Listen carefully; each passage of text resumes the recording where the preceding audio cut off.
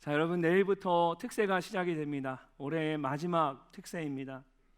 이번 특세에는 살아내는 믿음을 가지라 하는 그런 주제를 가지고 야고보서의 말씀을 함께 나누려고 합니다. 그래서 오늘은 야고보서 말씀 가운데 가장 중심이 되는 말씀을 함께 나누려고 합니다. 오늘 본문 말씀을 보시면 반복적으로 나오는 단어들이 있습니다. 바로 행함과 믿음이라는 단어입니다.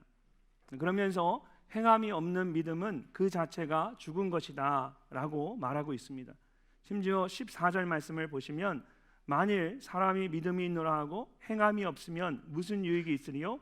그 믿음이 능히 자기를 구원하겠느냐 라고까지 말합니다. 행함이 없는 믿음은 우리를 구원할 수 없다라는 것입니다. 야고보는 이렇게 믿음에 있어서 행함을 강조합니다. 그런데 우리가 잘 아는 바울은 이와는 정반대로 말합니다. 갈라디아서 2장 16절 말씀을 함께 읽어보겠습니다. 사람이 의롭게 되는 것은 율법의 행위로 말미암음이 아니요 오직 예수 그리스도를 믿음으로 말미암는 줄 알므로 우리도 그리스도 예수를 믿나니 이는 우리가 율법의 행위로서가 아니고 그리스도를 믿음으로써 의롭다 함을 얻으려 함이라. 율법의 행위로서는 의롭다 함을 얻을 육체가 없느니라. 아멘. 바울 서신들을 보게 되면 여러분, 바울은 우리가 행함으로 구원을 받는 것이 아니다라고 강조합니다. 오직 믿음으로만 구원을 받는다라고 말합니다. 그렇다면 행함을 강조하는 야고보와 또 믿음을 강조하는 바울 중에 누가 맞는 것일까요? 지금까지 많은 사람들이 행함이 없는 믿음은 죽은 것이다 라는 야고보서의 말씀과 오직 믿음으로 구원을 받는다라는 바울 서신의 말씀으로 인해서 혼란스러워했습니다. 심지어 16세기의 종교 개혁을 이끌었던 마틴 루터는 바울처럼 오직 믿음으로 구원을 받는다라는 것을 강조하면서 이 야고보서의 말씀을 지푸라기 서신이라고 말했습니다. 불에 태워버려야 한다라는 것입니다. 여러분, 정말 그럴까요? 절대 그렇지 않습니다. 이것은 야고보서의 말씀을 잘못 이해하고 있는 것입니다. 야고보서의 말씀과 바울 서신의 말씀은 절대로 반대되는 것이 아닙니다. 오히려 서로를 보완하고 있는 귀한 말씀들입니다. 다만 당시에 말씀을 듣는 사람들과 그들의 상황이 서로 달랐을 뿐입니다. 바울이 행위로서는 의롭다함을 얻을 육체가 없다라고 말할 때에 이 말씀은 주로 당시의 유대인들을 대상으로 한 것입니다. 반드시 율법의 행위로만 구원을 받는다고 믿었던 유대인들을 향한 말씀이었습니다. 그래서 바울의 말을 보면 그냥 행위라고 말하지 않고 항상 율법의 행위라고 말합니다. 반면에 야고보서는 구원받아야 하는 사람들이 아니라 이미 구원받은 사람들을 대상으로 하고 있습니다. 저와 여러분처럼 이미 복음을 듣고 구원을 받은 사람들, 이처럼 말씀을 듣는 대상들이 서로 다릅니다. 그러다 보니까 또한 말씀을 듣는 사람들의 신앙도 서로 다릅니다. 바울은 주로 아직 믿음이 없는 사람들이나 이제 막 믿음을 갖기 시작한 사람들을 대상으로 말씀을 전했습니다. 반면에 야고보는 이미 구원의 확신을 갖고 신앙생활을 하고 있는 사람들을 대상으로 하고 있습니다. 그래서 서로의 강조점이 다를 수밖에 없습니다. 지금 오늘 야고보서 말씀, 이 말씀도 예루살렘 교회가 박해를 받고 성도들이 다 흩어졌을 때 그 흩어진 성도들을 향해서 야고보가 쓴 말씀이, 성령의 감동 아래 쓴 말씀이 야고보서입니다. 그래서 말씀의 대상과 그들의 신앙의 그런 정도가 다 다릅니다. 그러니까 강조점이 다를 수밖에 없는 겁니다. 바울은 구원받아야 할 사람들에게 믿음으로 구원받는 것을 강조해야 했고, 야고보는 이미 구원받은 사람들에게 구원받은 이후의 삶이 어떠해야 하는지 행함을 강조해야만 했습니다. 자, 이런 차이점을 이해하고 야고보서의 말씀을 읽게 되면 이 말씀이 바울 서신과 함께 정말 귀한 말씀이라는 것을 알 수가 있습니다. 그렇다면 야고보서가 강조하는 믿음은 어떤 것일까요? 먼저 야고보는 행함이 없는 믿음은 죽은 믿음이라고 말합니다. 14절 말씀을 함께 읽어보겠습니다. 내 형제들아, 만일 사람이 믿음이 있노라 하고 행함이 없으면 무슨 유익이 있으리요? 그 믿음이 능히 자기를 구원하겠느냐? 아멘. 그 믿음이 능히 자기를 구원하겠느냐? 그 믿음이라고 말하고 있는데 여러분 어떤 믿음을 말하는 것일까요? 이것은 바로 앞에 있는 믿음이 있노라 하고 행함이 없는 바로 그 믿음을 말합니다. 그렇다면 이 믿음은 어떤 것일까요?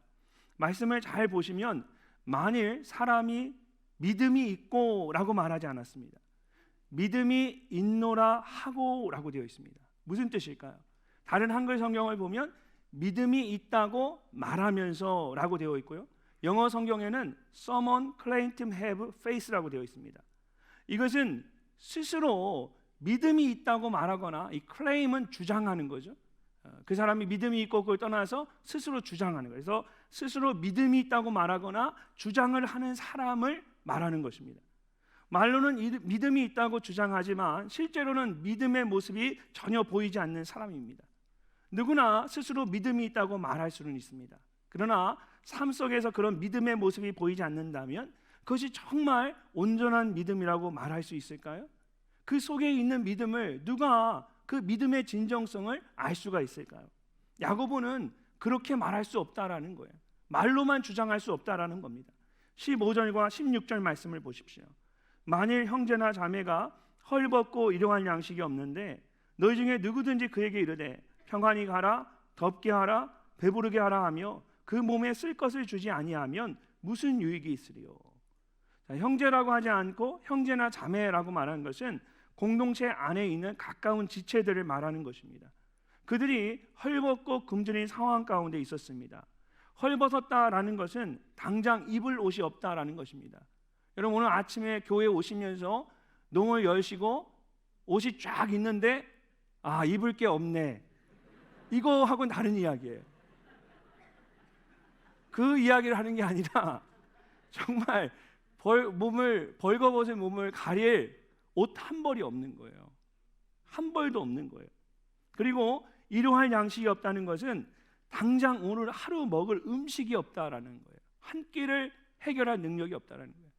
우리 아이들에게 그런 얘기 하잖아요. 엄마 아빠 옛날 어렸을 때는 정말 먹을 쌀이 없어서 굶고 막 밥도 못 먹었어. 그럼 아이들이 뭐라고 합니까? 왜 라면 끓여 먹지? 그런 이야기를 하는 게 아니라 밥이 없다는 얘기가 아니라 한 끼를 해결할 음식이 아무것도 없다라는 거예요. 그래서 현대인 성경을 보면 15절 말씀이 이렇게 되어 있습니다. 어떤 형제나 자매가 당장 입을 옷이 없고 끼니를 때울 양식이 없는데 같은 교회 안에 있는 형제와 자매가 당장 입을 것이 없고 오늘 먹을 것이 없는 그런 절박한 상황 가운데 있습니다. 근데 그런 사람에게 단순히 평안히 가라, 덥게 하라, 배부르게 하라 라고 말하는 거예요. 평안히 가십시오, 따뜻하게 지내십시오, 배부르게 먹어라 말하는 거예요. 여러분 평안히 가라라는 말은 우리가 흔히 말하는 샬롬입니다. 샬롬.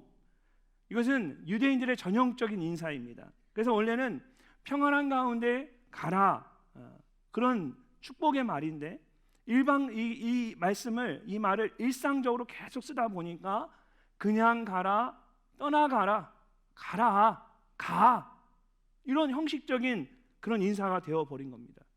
당장 먹을 것과 입을 것이 없어서 힘들어하는 사람에게 이런 형식적인 말이 무슨 도움이 되겠습니까? 헬라어로 보면 평안히 가라, 덥게 하라, 배부르게 하라는 말이 모두 중간태라는 특별한 헬라어 시제로 되어 있습니다.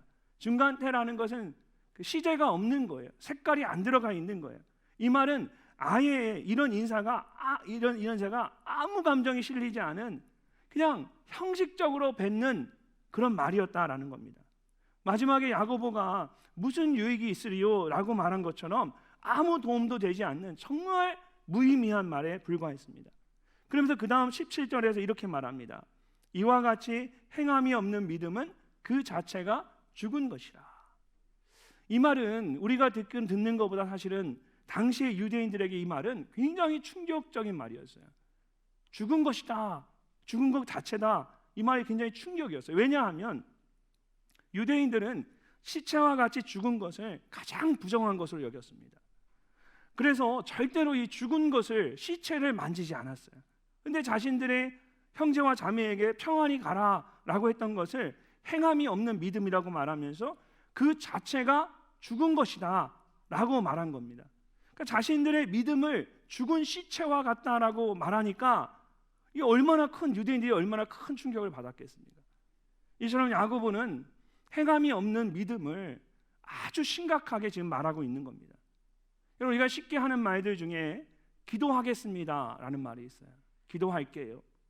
목사인 저를 포함해서 예수 믿는 우리 모두가 형제 자매들에게 가장 쉽게 하는 말인데, 여러분 정말 기도하겠습니다라고 말하고 여러분 그 말대로 기도하고 계십니까? 평안히 가라, 배부르게 하라, 잘 가라, 이 말이 우리가 기도하겠습니다 라고 그냥 형식적으로 무심코 던지는 말과 똑같은 의미입니다. 정말 우리가 그렇게 말하고 기도하지 않는다면 그건 결국 우리의 형제 자매에게 평안히 가라, 덥게 하라, 배부르게 하라 하는 말과 똑같은 겁니다. 이렇게 말만 하고 행함이 없는 믿음은 죽은 것에 불과하다라는 겁니다.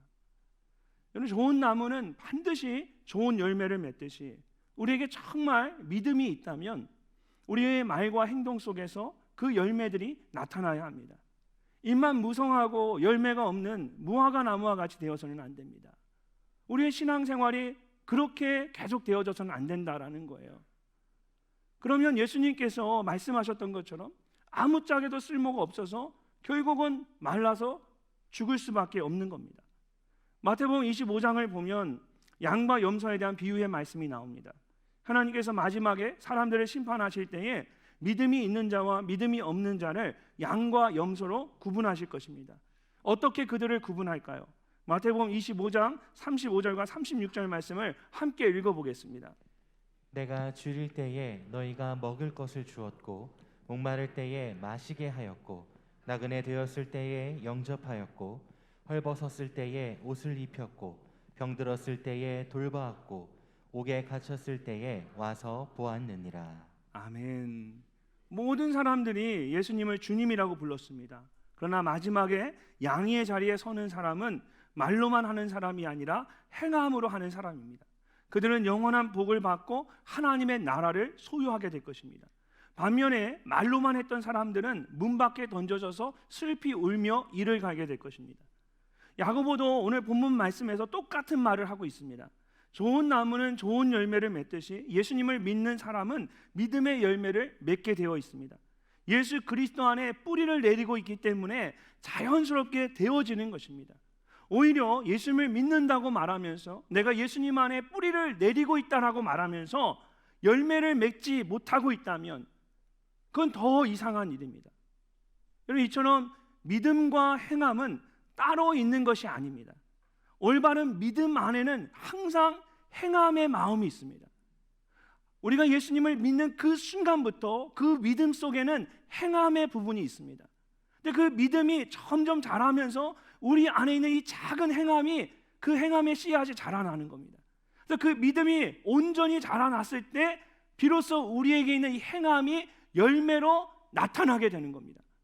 그래서 믿음과 행함은 서로 떨어져 있는 것이 아니라 자연스럽게 함께 자라나는 것입니다. 그렇지 않다면 우리의 믿음은 죽은 것에 불과합니다.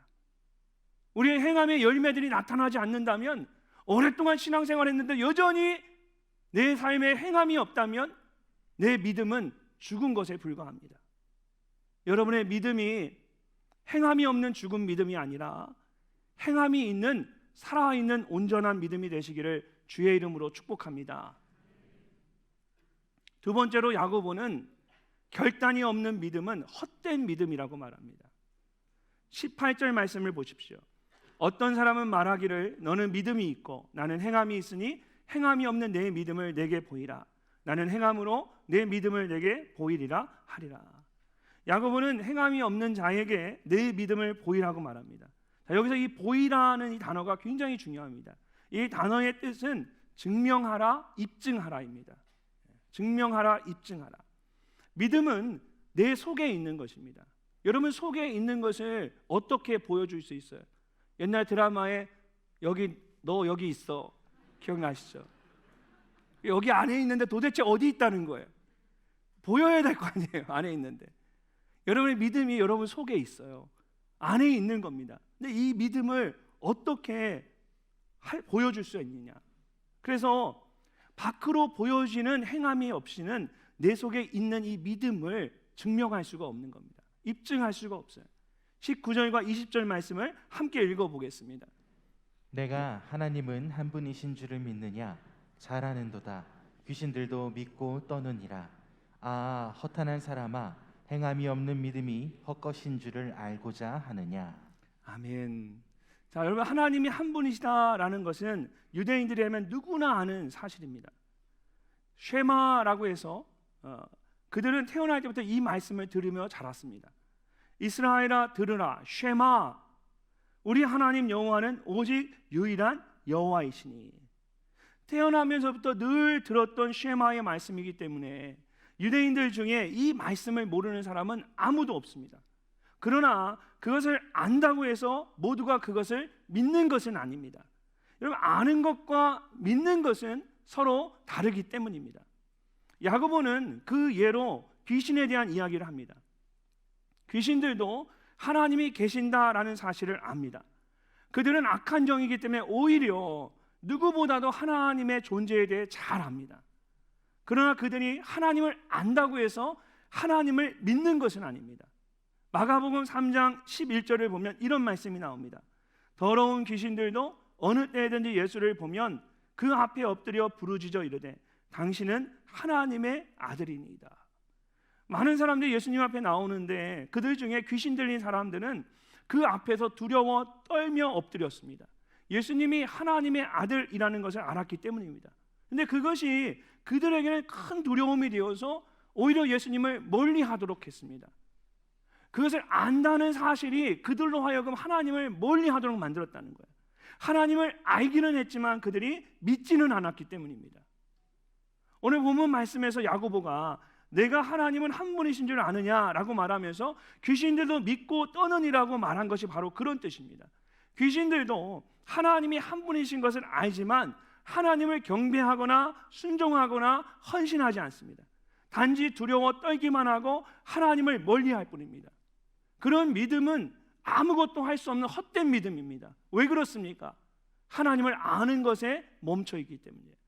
하나님을 알기는 알지만 하나님을 여전히 믿지 않기 때문에 오히려 하나님을 아는 것이 그로 하여금 두려워 떨게 만드는 거예요. 신앙생활을 더 못하게 만드는 거예요. 하나님을 멀리하도록 만드는 거예요.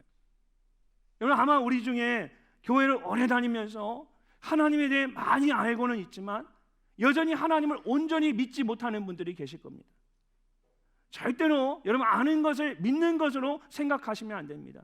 내가 교회 오래 다녔다고 해서 내가 하나님을 그냥 믿는다라고 착각하시면 안 됩니다. 하나님을 아는 것이지 하나님을 믿는 것이 아닙니다. 하나님을 아는 것이 하나님을 믿는 것이 되어야 하는데 안타깝도 교회 가운데 오랫동안 신앙생활을 하면서 심지어 직분을 얻으면서까지도 또 목사가 되면서까지도 하나님을 그냥 지식적으로 아는 것에 그쳐 있는 하나님을 믿지 않는 사람들이 많아요. 그러니까 신앙생활에 기쁨이 없는 거예요. 신앙생활이 두렵고 어떤 한계를 뛰어넘지 못하는 거예요. 늘 제자리 걸음하는 겁니다. 유명한 기독교 교육 전문가인 하워드 핸드릭스라는 교수님이 계십니다. 이분이 젊은 시절에 한 교회의 주일학교를 담당하고 있었습니다. 그곳에는 600개가 넘는 성경 말씀을 암송하는 어린아이가 있었습니다. 대체 여러분은 몇 개의 성경을 암송해야 놀라십니까? 60개만 암송해도 놀라는데, 그죠? 600개라니까 감이 안 돼서 지금 안 놀라시는 거죠. 예, 그래도 600개 하면 저는 와, 그럴 줄 알았어요. 600개의 성경을 암송하는 어린인데, 여러분 아이가 어떠냐면은 어떤 성경 구절을 말하면 어떤 성경의 몇 장 몇 절 그러면 이 아이가 그 말씀을 쭉 암송하는 거예요. 그리고 어떤 성경 말씀을 쫙 읽어주면 이 아이가 그거는 어디에 몇 장 몇 절입니다 라고 말할 정도로 이 성경 말씀들을 그냥 쫙 꿰뚫고 있고 말씀을 너무너무 잘 아는 거예요. 온 교회 성도들이 이 아이를 주목하며 바라보고 있었고 이 핸드릭도 그 아이가 너무나 대견스러웠습니다. 근데 그 주일학교에 주일마다 예배를 드리는데 언제부턴가 헌금이 자꾸 없어지는 거예요. 어느 날 이 핸드릭이 한 아이가 헌금 접시 위에 헌금을 하는 척하면서 거기 있는 헌금을 돈을 이렇게 훔쳐가는 걸 보게 되었습니다. 근데 그 아이가 놀랍게도 600개가 넘는 성경 말씀을 암송하고 있는 그 아이였어요. 헨드릭 교수가 너무 충격을 받아서 심장이 막 두근두근 거렸어요. 예배 후에 그 아이를 사무실로 불렀습니다. 마음을 가다듬고 아이에게 물었습니다. 출애굽기 20장 16절이 뭐라고 말씀하니? 도적질 하지 말라고 하지 않니? 그런데 너는 그 순간 아이가 고개를 푹 숙이던 아이가 그 순간 갑자기 고개를 확 들더니 반격의 기회를 잡았다는 듯이 몸을 이렇게 세우며 말하는 겁니다. 전도사님 틀렸어요. 출애굽기 20장 16절이 아니라 15절이에요. 그리고 도적질 하지 말라가 아니라 도둑질 하지 말라예요. 핸드릭이 기가 막혔습니다. 잠시 숨을 고른 후에 다시 그가 이야기했습니다. 그걸 아는 녀석이 왜 그랬니? 넌 네가 뭘 잘못했는지 알기나 하니? 아이가 작은 목소리로 대답합니다. 돈을 훔치다 걸렸어요. 돈을 훔치다가 들켰잖아요. 여러분 무섭지 않습니까? 너무 기가 막힌 일이에요. 그 아이는 무려 600개가 넘는 성경 말씀을 암송하고 있으면서도 자신이 정말 하나님 앞에 무엇을 잘못했는지를 몰랐어요. 하나님을 알기만 했지 하나님을 온전히 믿지는 않았던 거예요. 어쩌면 우리가 이 어린아이와 같이 껍데기만 있고 속은 다 비어있는 정작 믿음이 없는 그런 헛된 믿음을 가지고 있는 것은 아닌지 모르겠습니다. 머리로는 하나님을 알면서도 아직 하나님을 온전히 믿지 않는 거예요. 여러분 그렇다면 이제 우리의 믿음이 정말 아는 믿음에서 멈춰 있는 게 아니라 정말 믿는 믿음이 되어야 하는데, 자, 어떻게 하면 우리가 아는 믿음이 정말 믿는 믿음이 될 수 있을까요? 믿음대로 살겠다는 결단이 있어야 합니다. 결단이 없으니까 내가 알기만 하지 믿지 못하는 거예요. 결단이 없으니까 내가 알기는 아는데 하나님이 두렵게만 느껴지는 거예요. 신앙생활이 늘 제자리 걸음하는 거예요. 우리가 아는 것에서 믿는 것으로 넘어가기 위해서는 반드시 우리 안에 믿음의 결단이 있어야만 합니다. 올해 초에 있었던 신년 특세에 함께 나눴던 히브리서 11장 말씀 한번 생각해 보세요. 히브리서 기자는 믿음에 대해서 믿음은 바라는 것들의 실상이요 보이지 않는 것들의 증거라고 했습니다. 아직 이루어지지 않은 것을 마치 이루어진 것처럼 보는 것입니다. 또한 여전히 보이지 않는 것을 눈앞에 있는 것처럼 보는 것입니다. 여러분 어떻게 우리가 그렇게 할 수 있습니까? 어떻게 우리의 믿음이 그런 믿음이 될 수가 있을까요? 믿음으로 결단할 때 우리의 믿음이 그렇게 되는 거예요. 아직 이루어지지는 않았지만 이미 이루어진 것으로 믿고 결단하고 보는 것입니다. 아직 보이지는 않지만 믿고 결단함으로 확신 가운데 바라보는 것입니다. 그렇게 믿음으로 결단할 때에 우리의 믿음이 실제가 되는 것입니다. 살아있는 온전한 믿음이 되는 것입니다. 이후에 나오는 아브라함과 라합의 믿음이 바로 그런 믿음이었습니다. 아는 것으로 끝나는 헛된 믿음이 아니라 그들은 믿음으로 결단하는 살아있는 온전한 믿음을 가지고 있었습니다. 그들은 믿음의 결단으로 자신들의 믿음이 참된 믿음이라는 것을 증명해 보였습니다. 사랑하는 여러분, 우리의 믿음이 아는 것으로 만족하고 아무런 결단이 없는 헛된 믿음이 아니라 믿음의 결단이 있는 살아있는 온전한 믿음이 되어야 할 줄로 믿습니다. 이번 특세를 통해서 하나님께서 여러분 모두의 믿음을 그렇게 변화시켜 주시기를 주의 이름으로 축복합니다. 결국 오늘 본문 말씀에서 야고보가 말하고자 하는 믿음은 행함과 결단이 있는 살아있는 온전한 믿음입니다. 야고보는 이러한 믿음의 예로 성경에 등장하는 두 사람을 소개합니다. 21절과 22절 말씀을 함께 읽어보겠습니다. 우리 조상 아브라함이 그 아들 이삭을 제단에 바칠 때에 행함으로 의롭다 하심을 받은 것이 아니냐. 내가 보거니와 믿음이 그의 행함과 함께 일하고 행함으로 믿음이 온전하게 되었느니라. 아멘. 우리 조상 아브라함은 다른 말로 말하면 사실은 우리 아버지 아브라함이에요. 얼마나 친근감 있는 말입니까? 여러분, 이스라엘 사람들에게는 가장 가까우면서도 가장 존경하는 사람이 바로 믿음의 조상 아브라함입니다. 근데 창세기 15장 6절을 보면 아브라함은 이미 하나님께 의롭다 하심을 받았습니다.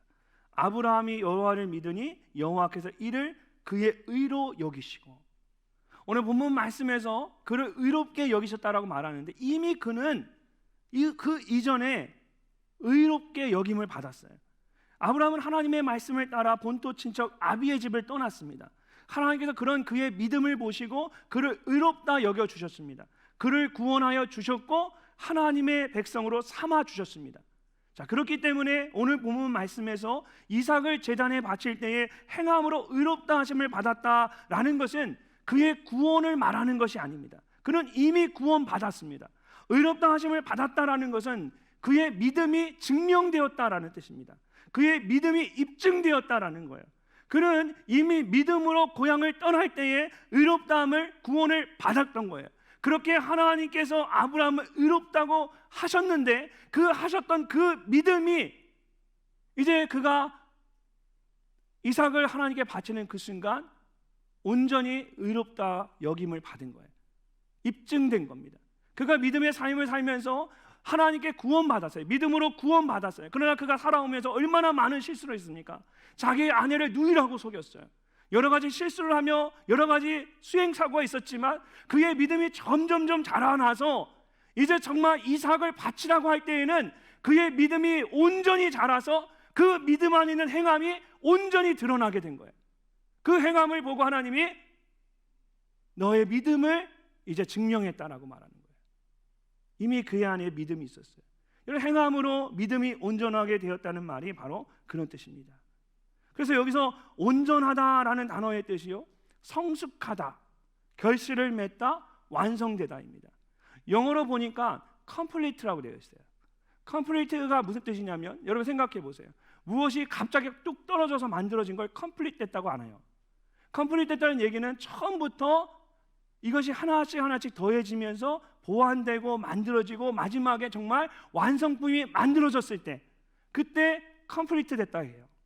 그러니까 지금 여기서 말하는 온전하게 되었다는 말은 뭐냐면 이 아브라함의 그 처음 믿음이 자라고 자라서 이제 이삭의 그 바치는 모습을 통해 보니까 너의 믿음이 이제 온전하여졌다, 이제 열매로 맺어졌다라고 말씀하고 있는 거예요. 우리의 믿음도 마찬가지입니다.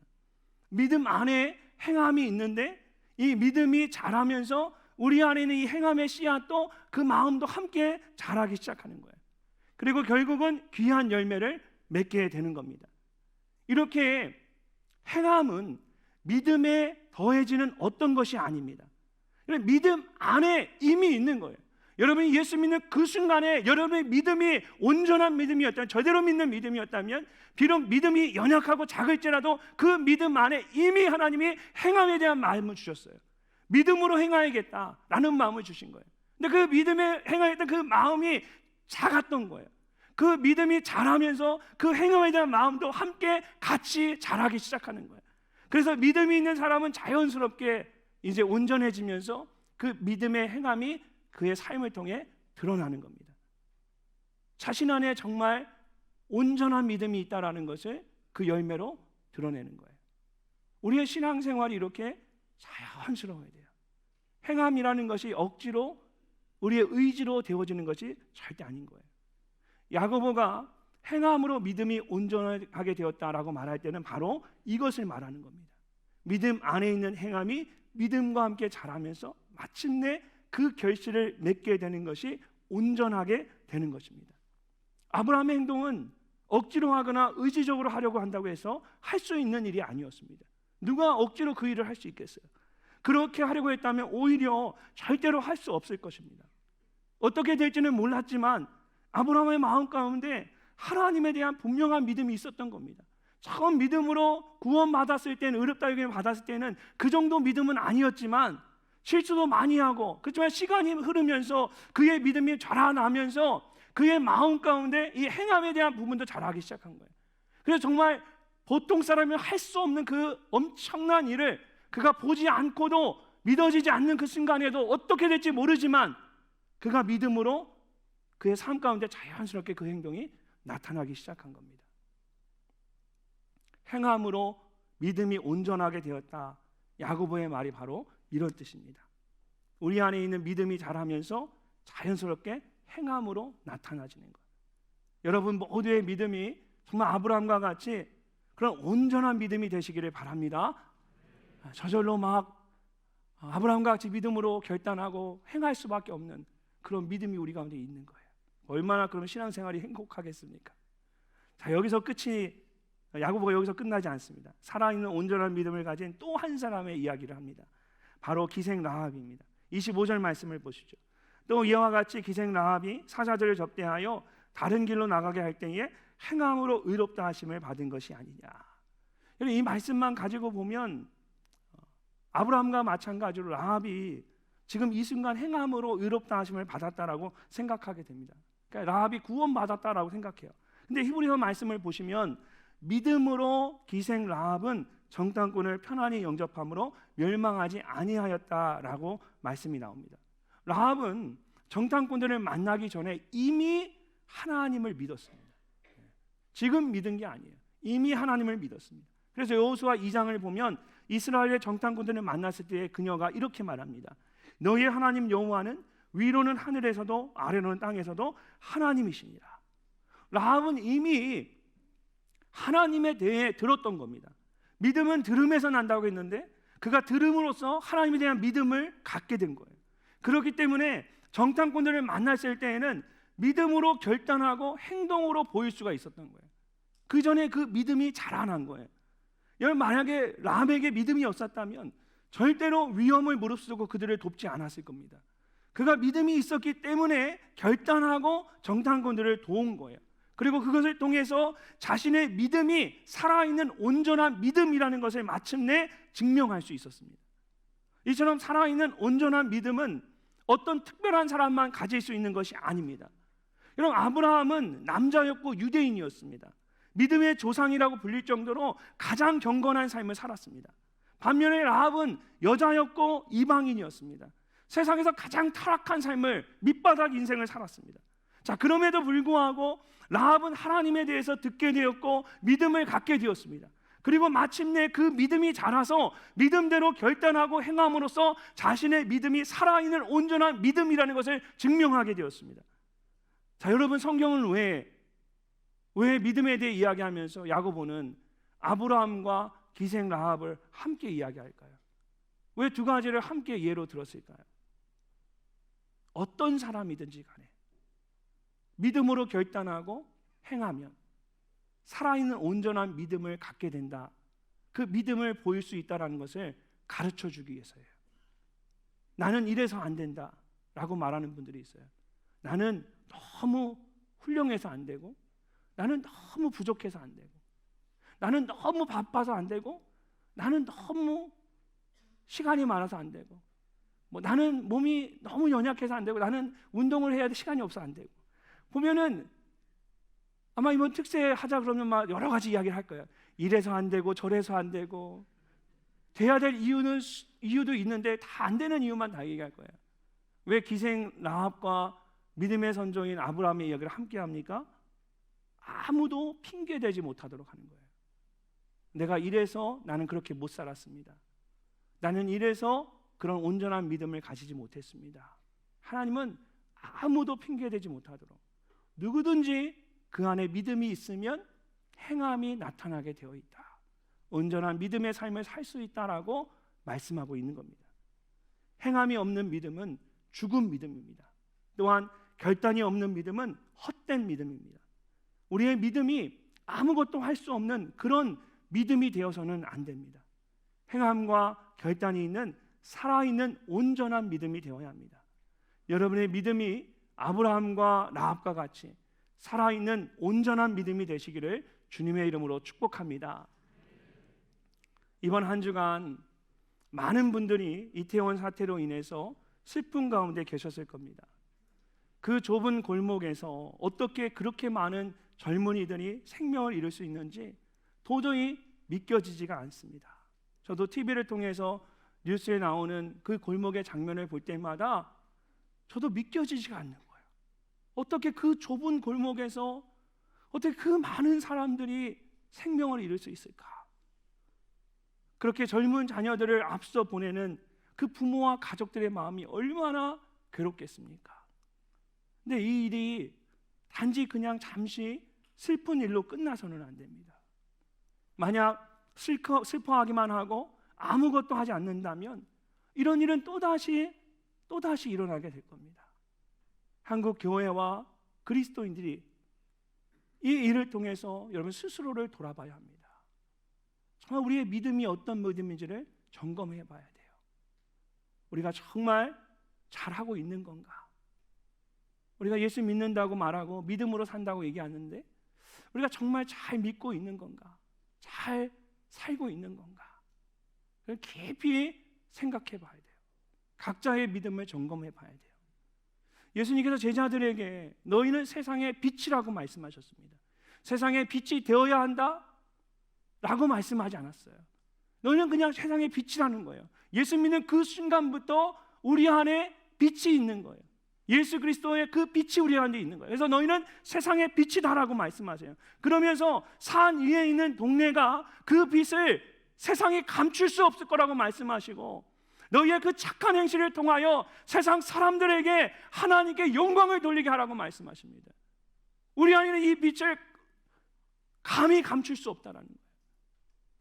그런데 우리는 그런 삶을 살지 못하고 있는 것 같아요.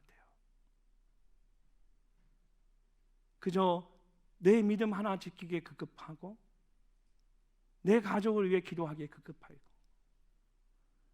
우리가 더 이상 이렇게 믿음 생활해서는 안 될 것 같습니다. 야고보가 말하는 것처럼 우리의 믿음이 행함과 결단이 있는 살아있는 온전한 믿음이 되어야 합니다. 우리를 위해서뿐만 아니라 정말 우리의 자녀들과 다음 세대를 위해서 여러분 이제는 우리의 믿음이 달라져야 합니다. 이번 특세의 주제가 살아내는 믿음을 가지라입니다. 처음에는 야고보가 말하는 대로 살아있는 믿음을 가지라고 그렇게 제목을 생각했어요. 근데 여러분 우리가 살고 있는 이 시대를 생각해 보면 살아있는 믿음도 정말 훌륭한 믿음이지만 이제는 그런 믿음 정도로 살 수 있는 세상이 안 돼 버렸다라는 거예요. 세상의 그 악한 문화와 거짓된 풍류가 얼마나 거세게 우리를 휘몰아칩니까? 이제는 그냥 살아있는 믿음을 가지고 살아낼 수 있는 이 세상이 아니라 이제는 살아있는 믿음이 아니라 살아내는 믿음을 가져야 돼요. 그렇지 않으면 우리의 시대뿐만 아니라 우리의 다음 자녀의 세대도 아무런 소망이 없습니다. 저는 이번 다니엘 특세가 하나님께서 우리에게 주신 영적 기회라고 생각합니다. 여러분 왜 하나님이 이 힘들고 이 중요한 시기에 우리로 하여금 한 주간 기도하도록 다니엘 특세의 시간을 주셨을까요? 우리 교회의 다른 교회와 비해서 대전에서 우리 교회의 자녀들이 2세들이 우리 다음 세대들이 참 많습니다. 청년들이 많아요. 근데 그것이 감사하기만 해야 할 이유가 아니라 우리에게 그 많은 청년들과 자녀들을 맡겨주셨다는 얘기는 저와 여러분과 우리 교회에 그 다음 세대와 자녀에 대한 책임이 있다는 거예요. 하나님이 우리에게 거룩한 짐을 지우신 거예요. 왜 하나님이 우리에게 지금 이때에 함께 모여 기도하라고 하실까요? 왜 우리에게 살아있는 믿음이 아니라 살아내는 믿음을 가지라고 말씀하실까요? 우리가 이제는 세상을 향해 빛을 비추고 세상으로 하여금 하나님의 영광을 보게 해야 합니다. 그러기 위해서는 우리가 먼저 결단하고 하나님께 나와 기도해야만 합니다. 행함이 없는 죽은 믿음으로는 이 세대를 살아낼 수가 없습니다. 이번 한 주간 그런 결단과 행함으로 우리 모두의 믿음이 살아있는 온전한 믿음이 되는 그 은혜가 있기를 주님의 이름으로 축복합니다.